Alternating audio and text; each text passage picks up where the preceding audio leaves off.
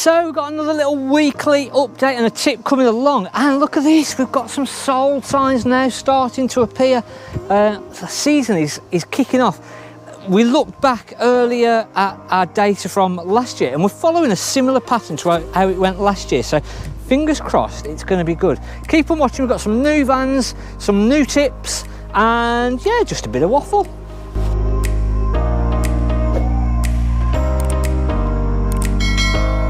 So yeah, if you've been watching our different videos, the other week we did a solar panel. Somebody had said that he'd fitted a solar panel to his van that was still under manufacturer's warranty, and then had an absolute nightmare because they basically turned around and said that his manufacturer's warranty was void because he'd fitted a solar panel on there. So if you've got manufacturer's warranty, just double check. Apart from that, we had a few comments that had said about putting screws through the fixings as well. None of the manufacturers do that. They're all bonded on there, and they'll all tend to use Sikaflex 521, some 221. So it's up to you. If you want to put screws in, just make sure that you really seal those in so they're not going to leak. Stunning van. We picked this up the other day. We'd done a couple of little videos. I think our Friday video sort of showed a bit of a snippet on this. So this is the Bailey Unicorn Cabrera. So well done to anybody black that got it right. Yeah, it's the black edition. I can't come in because my feet are absolutely filthy. Why are your feet absolutely filthy? I don't know, I've just been mucking around. In the muck? I've been in the muck. So yeah, really nice van this. It's not been knocked around at all, been really well looked after, and it's as it really came out of the factory. It's got a motor mover on there. I think the previous owner had left an awning. They were giving up caravans, so we're still getting people that are sort of giving up altogether and selling, but we've always had that. So but the nice thing is that it's really picking up on the sales side. Got a lovely Explore Active 304. I love these little vans. Yeah, these are nice. These are nice. I don't know whether we've got a battery on this. Yeah, it worked the other day. Oh, yeah. look at that. So yeah, again, 2022. It's like it just come out of the factory, and I don't think you can get these. So that L shape at the front makes into a little double bed, single bed, and then you've got the bunk bed, and then you've got the world's smallest. Look at that. What did I call it? A bath last time on the other one. Bath? Yeah, bath. Smallest caravan with a bath, or a caravan with a bath, something like that. So yeah, nice van. As I say, 2021, and spot on really. As you can see, we've got a bit of a disaster. Well, it's not a disaster. It's just literally, it turned from a little stone chip, and it's had some work previously. I think it must. I think there's probably not a motorhome out there that hasn't had the body painted when it's a 2000 and, well, anything probably over 6 or 7 years. And as we've sort of gone back with it, it's just a bonnet spray. So at least once that's done and dusted, it'll be all lovely. We wrapped our cupboard, which we showed you on the Friday video, so we've just got to finish that off. Still trying to get on top of everything, and something just to start having a look. It was on one of the forums actually. They'd gone to the caravan and the window was full of water. So basically, the bottom half of the window was full of water. So it's a good idea just to have a good check on all of your windows and just make sure that you've got no leaks on any of those. And it's not normally that the water is going inside of the caravan, it's where the two parts of the window join and they come delaminated, a little bit like the locker, come apart and lets the water in. It can be the faintest little of sort of cracks in there, and it'll let the water in.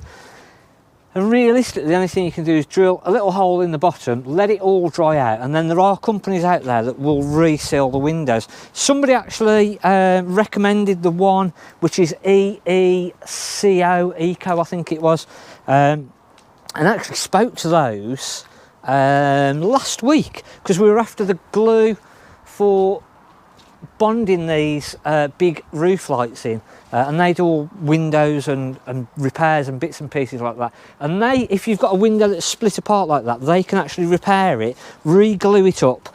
But there is one caveat to that. It needs to make sure that you've not tried to glue it all up and you've had a go at it previously. So if you've got one, you can get the different glues to try and bond it back together if you want. But the Eco, they will actually do that. You can send the window off. It's just obviously trying to... So if you have a go and it doesn't work, they won't do it? No, because if it's already been glued, obviously they can't bond it back together again. So yeah, it's a difficult one. I think there's a product called Tensol 81 or something like that. I'll try and put a link in the description, which is a good glue for this. And again, we actually spoke to EECO about what glue to use for the front window light, and they put us onto another company.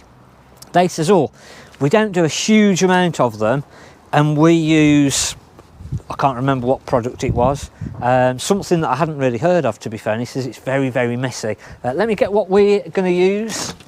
And then they had said, oh, ring up this other company. They do loads of the windows. And they turned around and says, oh yeah, use Sikaflex. We tend to use Sikaflex, but we also use some such else. So I was like, what do we use? So we've gone for the Bostik Simpson ISR 7008 AP, and they do a primer for this as well. We did mention this in our Friday video, so that's what we're going to be going for. We're going to do a separate video on that, and that will sort of re-bond that in. That isn't the glue that you're going to try and use to re-put the windows back together. You're going to, as I say, make a decision on whether you're sending that off, or the Tensol 81, I think it is a good glue to use on that. But just generally, again, at the minute, I think it's probably time to put your fridge on inside your caravan. Leave the fridge on for a good 3 or 4 hours and just make sure that that's cooling down. And again, run your fridge on the gas, and it's a good time now to start running other items up on your gas. So get the gas through the caravan, run your heating on the gas. We're not going to do our water just yet unless you're using your caravan, but if we get that fridge going on the gas, because again, if you've left it to stand for a while now, it's a good time just to run it up on the gas. Our heating, you could light it up quickly on the hot water without any water being in the system, but really you don't want to leave it for any more than 30-40 seconds, just literally just to light it up and get it going on the gas. And it's a good time now just to do these little bits, and just especially fridge, because that's the major one that the spiders get in there over the winter, and they're just going to knacker it up basically and cause them nightmares. So let's check our windows, let's run our gas system up. If you've got any other little comments, I'm trying to just do 1 or 2 tips a week, so I don't want to run out of tips. So don't go in the comments and say, oh, you should be doing this or you should be doing that. We're going to get to it. And thanks for watching. As I said, it was a bit of a tips, a bit of a ramble, a bit of an update. Our view is still not changed. We're going to do a proper market update, but I think we're in the same situation. We're planning for a good year. So hopefully next week's video we'll have a bit more to show you. And yeah, we'll see you on that one. Thanks for watching. I'm Mark at the Caravan Place.